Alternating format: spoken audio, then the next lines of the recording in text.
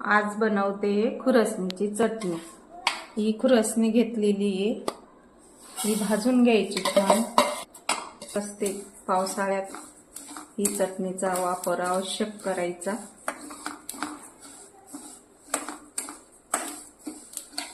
गेली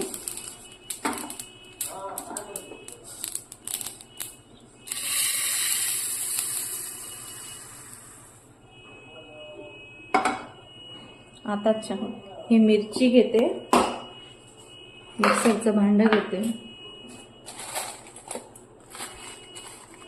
मिरची घेते, ही थोडी थोडी टाकून दळून घेते।